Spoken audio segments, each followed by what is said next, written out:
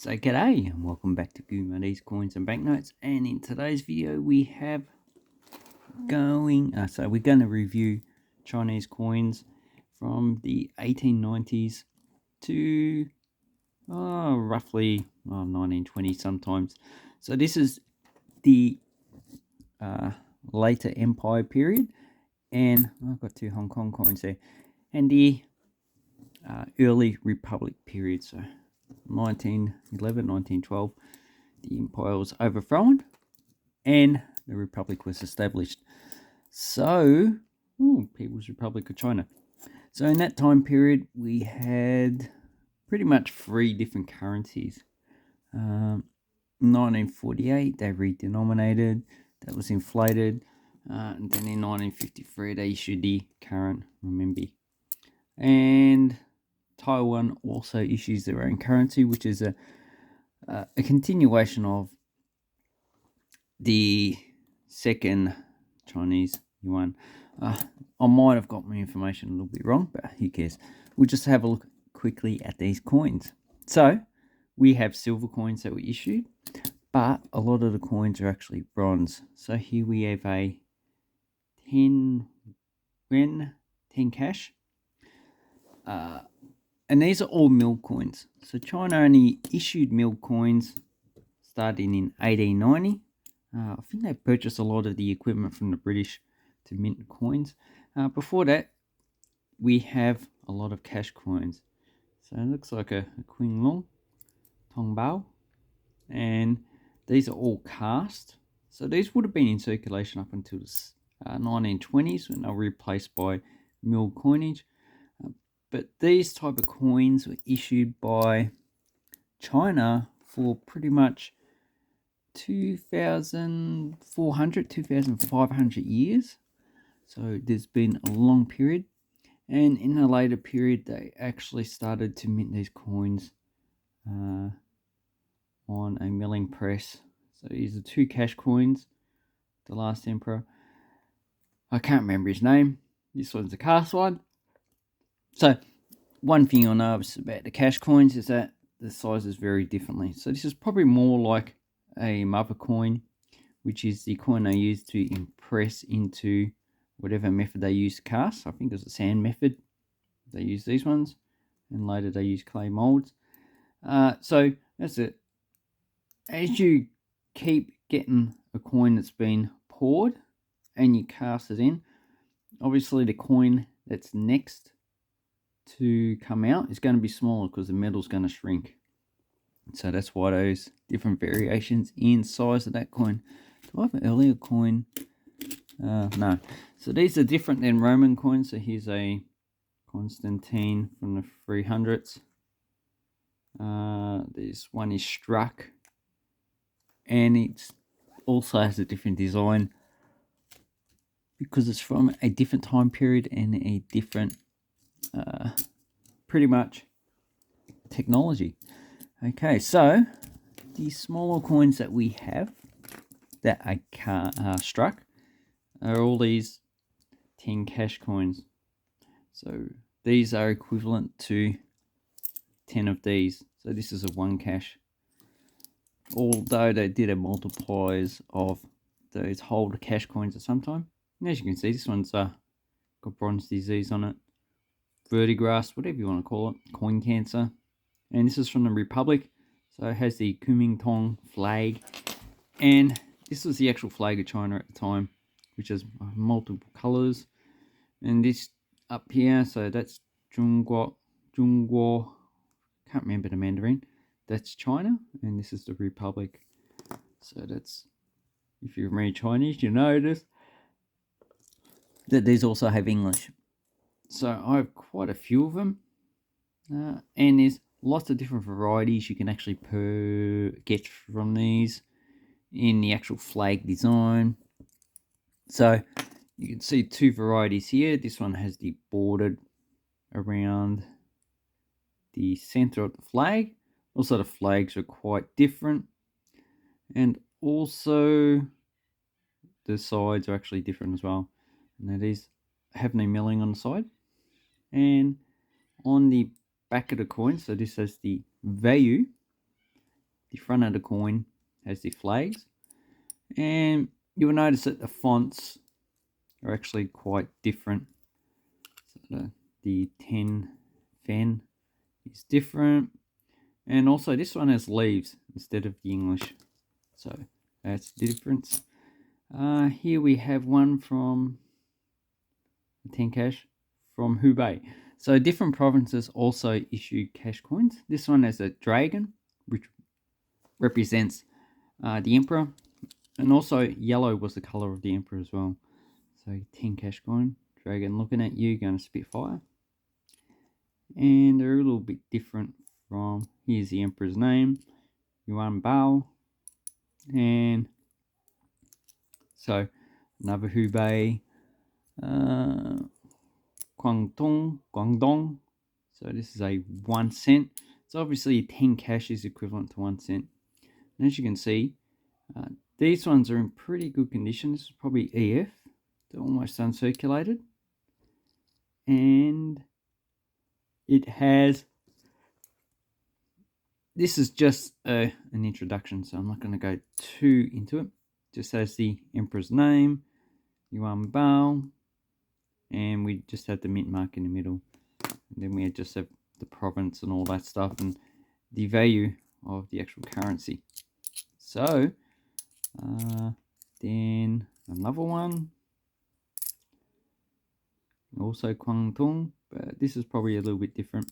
It has 10 cash instead of a 1 cent.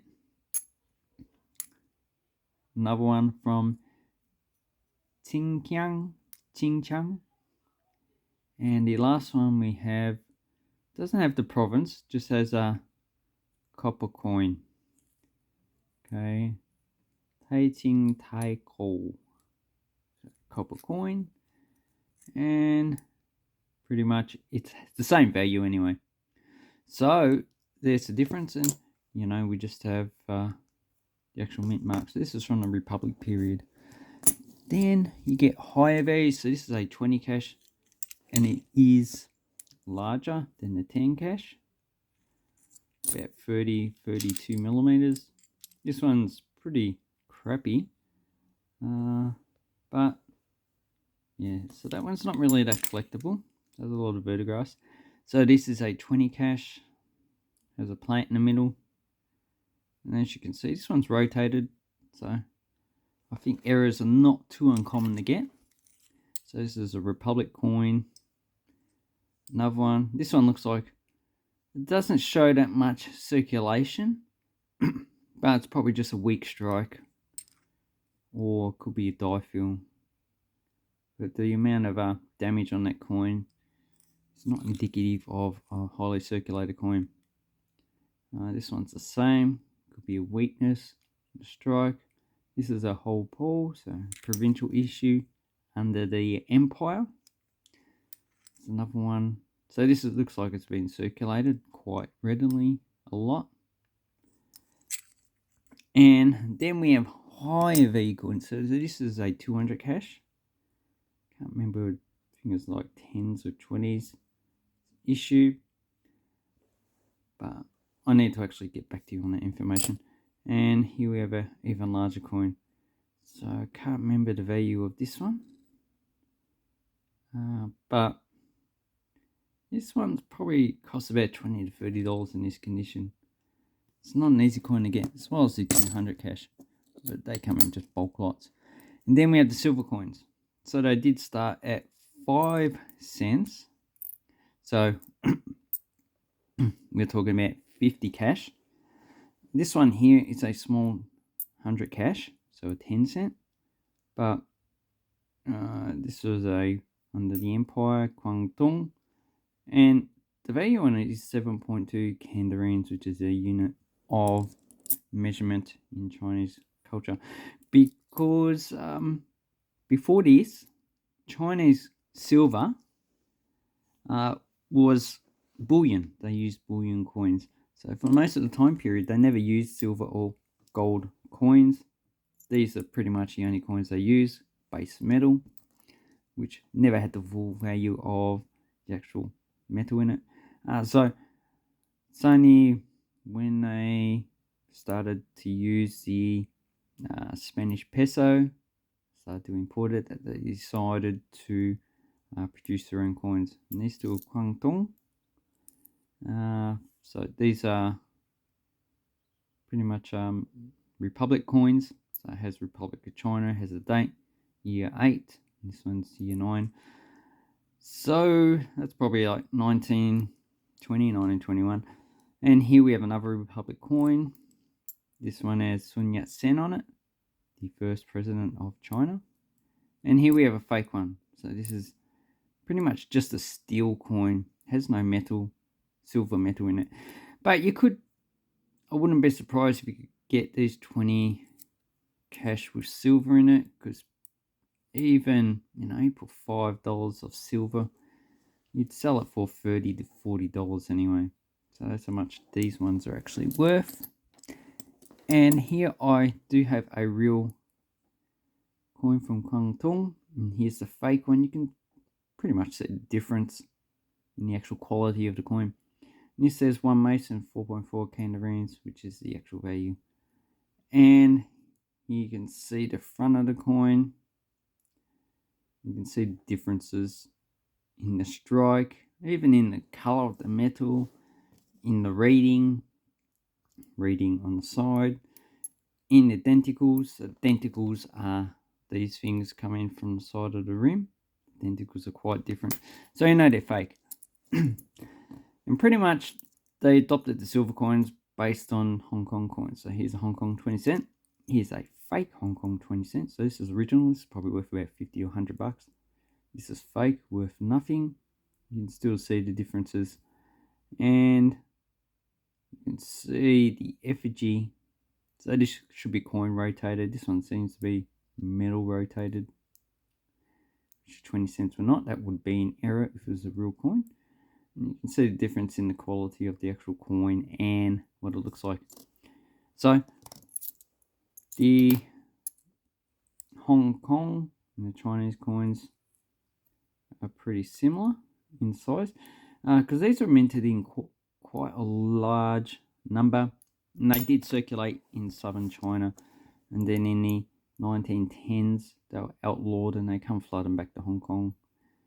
So pretty much from 1905 to 1941 they didn't issue any 20 cent coins.